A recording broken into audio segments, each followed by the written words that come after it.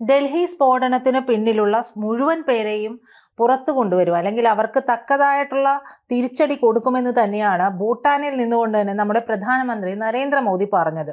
പക്ഷേ ഇവിടെ സ്ഫോടനം നടന്നു കഴിഞ്ഞതോടുകൂടി തന്നെ പലരും പല തരത്തിൽ ഇതിനെ വ്യാഖ്യാനിക്കാൻ തുടങ്ങി എന്നുള്ളതാണ്.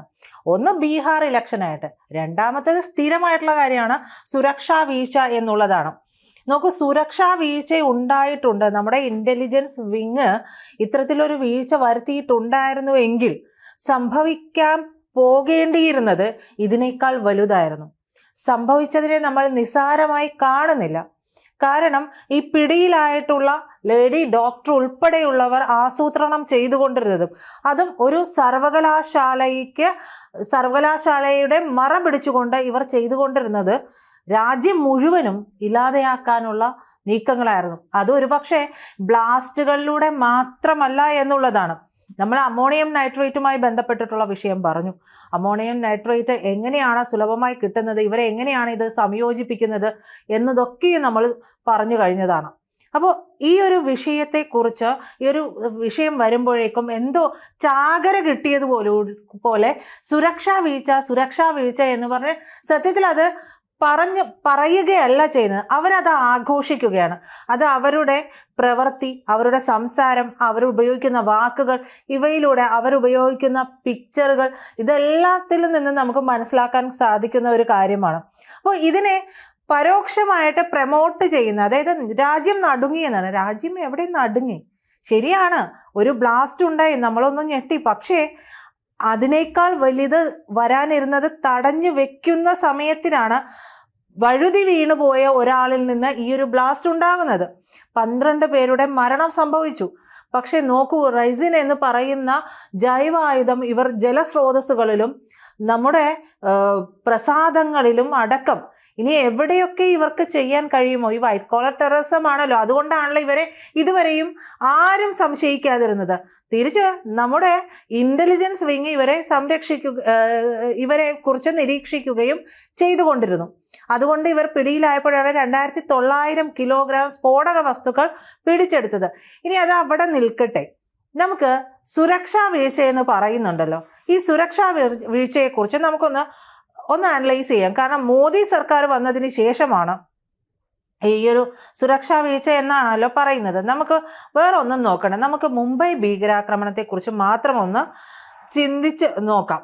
2006 ജൂലൈ 30 CNN IBN മുംബൈ കടൽ തീരത്തെ മത്സ്യത്തൊഴിലാളികൾ, മറ്റു തൊഴിലാളികൾ എന്നിവരുമായി നടത്തിയിട്ടുള്ള ഒരു അഭിമുഖമുണ്ട്.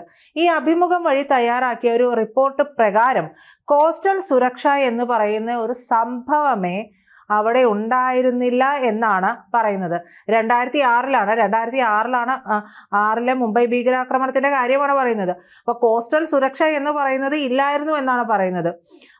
ആ റിപ്പോർട്ടിൽ അവർ എടുത്തു പറയുന്ന ഒന്ന് എന്ന് പറയുന്നത് ഈ കടൽ മാർഗമുള്ള വഴിയുള്ള ഭീകരവാദികളുടെയൊക്കെ നുഴഞ്ഞുകയറ്റത്തിന്റെ സാധ്യതയെ പറ്റിയാണ്. ഈ സമയത്താണ് നമ്മുടെ വൈപ്പിൻ മേഖലയിൽ നിന്ന് ചില ബോട്ടുകൾ പുറപ്പെട്ടു പോവുകയും അഭയാർത്ഥികളുമായിട്ട് പുറപ്പെട്ടു പോകുന്ന ഒരു സാഹചര്യം ഉണ്ടാകും. അത് വലിയ വാർത്തയാവുകയും ഒക്കെ ചെയ്യുന്നത് ആ ഒരു കാലഘട്ടത്തോടനുബന്ധിച്ച് തന്നെയാണ്. പക്ഷെ ഇപ്പൊ നോക്ക്, നമ്മുടെ തീരദേശം എന്ന് പറയുന്നത് വളരെ സുരക്ഷിതമാണ്. കോസ്റ്റൽ ഗാർഡ് ആയിക്കോട്ടെ, ബാക്കി സേനകളൊക്കെ ആയിക്കോട്ടെ, അവിടെ കൃത്യമായ നിരീക്ഷണങ്ങളൊക്കെ നടത്തുകയും ചെയ്യുന്നുണ്ട്. അതുകൊണ്ട് ഇപ്പോൾ തീരദേശവുമായി ബന്ധപ്പെട്ടിട്ട് ഇത്തരത്തിലുള്ള കാര്യങ്ങൾ നമുക്കറിയാമല്ലോ. നമ്മുടെ അതിർത്തി വഴി കടലിലെ അതിർത്തി വഴി കടന്നു പോയിട്ടുള്ള പല സ്ഫോടക വസ്തുക്കൾ പിടിച്ചെടുത്തിട്ടുള്ള കാര്യങ്ങളും ഒക്കെ നമുക്കറിയാം. അപ്പോൾ സുരക്ഷ അത്രമേൽ വ്യാപിപ്പിച്ചിട്ടുണ്ട്. നാവിക സുരക്ഷ എന്ന് പറയുന്നത് കുറച്ചുകൂടി പ്രബലമായിട്ടുള്ള രീതിയിൽ നമ്മൾ വർദ്ധിപ്പിക്കാൻ പോകുന്ന ഒരു സാഹചര്യം കൂടിയുണ്ട്. ഇതേ ചാനൽ തന്നെ 2007 ജൂൺ 16 ഒരു വാർത്ത നൽകുന്നുണ്ട്. ഈ വാർത്തയിൽ പറയുന്നത് എന്താണ്? ലഷ്കർ-ഇ-തൊയ്ബയുടെ 8 ഭീകരവാദികൾ കടൽ മാർഗം വഴി നുഴഞ്ഞു കയറിയതായിട്ട് പറയുന്നു. ഈ റിപ്പോർട്ടിൽ പറയുന്ന കാര്യമാണ്. കശ്മീരിലെ രജൌരിയിൽ അറസ്റ്റിലായിട്ടുള്ള അബ്ദുൾ മജീദ്, മുഹമ്മദ് ജമീൽ എന്നിവർ കടൽ മാർഗം വഴി 8 പേരോളം നുഴഞ്ഞു കയറിയതായിട്ട് സമ്മതിക്കുകയും ചെയ്തിട്ടുണ്ട്. എന്നിട്ട് പ്രത്യേക സുരക്ഷ അതൊക്കെ വരണമല്ലോ. 2007 കാര്യമാണ് പറയുന്നത്. അപ്പോൾ ആ സുരക്ഷ എവിടെ പോയി? അപ്പോൾ പ്രത്യേക സുരക്ഷ ഏർപ്പെടുത്തണ്ടേ?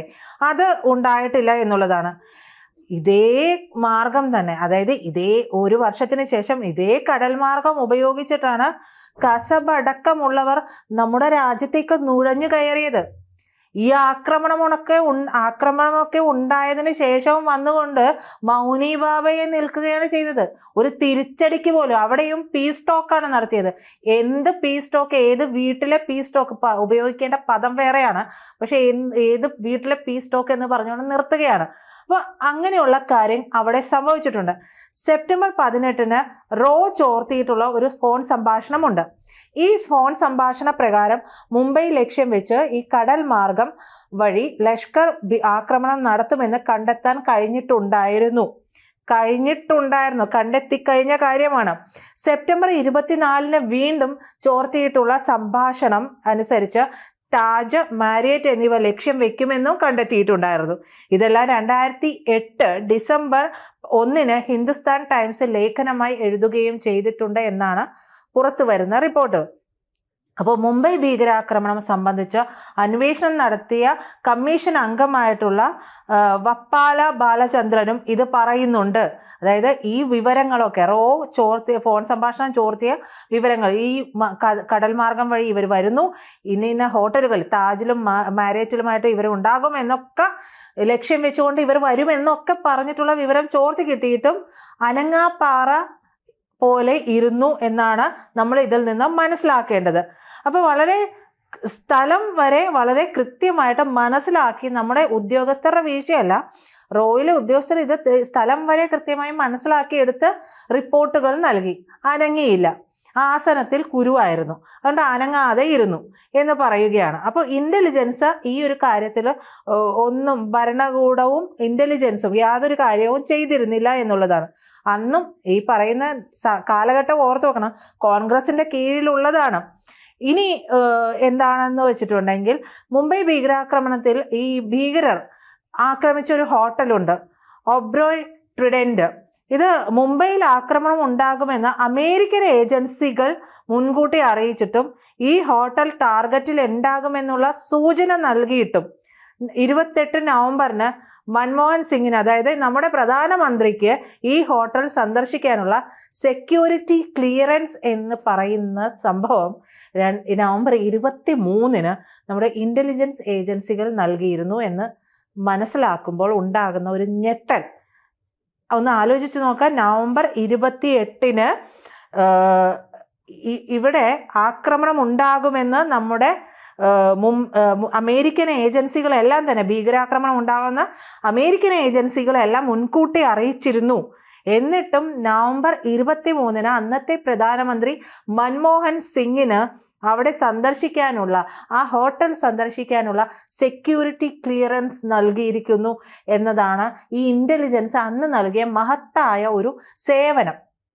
ഈ ആളുകളാണ് ഇപ്പോഴത്തെ ഇന്റലിജൻസ് വീഴ്ചയെപ്പറ്റി പറഞ്ഞുകൊണ്ടിരിക്കുന്നത്. അപ്പോൾ ചെറിയൊരു സൂചനയൊക്കെ ലഭിച്ചാൽ പോലും ഇത്തരം സ്ഥലങ്ങളിലേക്ക് പ്രധാനമന്ത്രിയുടെ പരിപാടികൾ തന്നെ നമ്മൾ സാധാരണ ക്യാൻസൽ ചെയ്യും. എന്തെങ്കിലും ഒരു സംശയാസ്പദമായിട്ടുള്ള സൂചന കിട്ടിയാൽ മതി. ഇത്തരം സ്ഥലങ്ങളിലേക്ക് പ്രധാനമന്ത്രി എന്നല്ല, പ്രധാനമന്ത്രിയുടെ ഒട്ടും തന്നെ ഉണ്ടാകില്ല. അതുപോലെ തന്നെ ഇത്തരം ഉന്നത സ്ഥാനങ്ങളിൽ ഇരിക്കുന്ന ആളുകളെ ഒന്നും, അവരുടെയൊക്കെ പരിപാടികൾ ക്യാൻസൽ ചെയ്യുകയാണ് സാധാരണ ചെയ്യുന്നത്. അപ്പോൾ ഇത്തരത്തിലുള്ള കാര്യങ്ങളൊക്കെയും ഇവിടെ നടന്നിട്ടുണ്ട്. അപ്പോൾ രാജ്യത്തിൻ്റെ പ്രധാനമന്ത്രിക്ക് എന്തിനു വേണ്ടിയിട്ട് ക്ലിയറൻസ് നൽകി എന്നതുകൂടി നമ്മൾ ചിന്തിക്കേണ്ട ഒരു കാര്യമാണ്. മറ്റൊന്ന് NSTയുടെ സ്റ്റാൻഡിംഗ് ഓർഡറാണ്. ഇങ്ങനെയുള്ള അടിയന്തര ഘട്ടത്തിൽ ഒരു കമാൻഡോ ടീം ഉടൻ തന്നെ എയർക്രാഫ്റ്റ് എടുത്ത് സംഭവ സ്ഥലത്ത് ഉത്തരവ് പ്രകാരം എത്തണം. രാജീവ് ഗാന്ധിയുടെ കാലത്ത് കൊണ്ടുവന്നിട്ടുള്ളതാണ് ഈ ചട്ടം.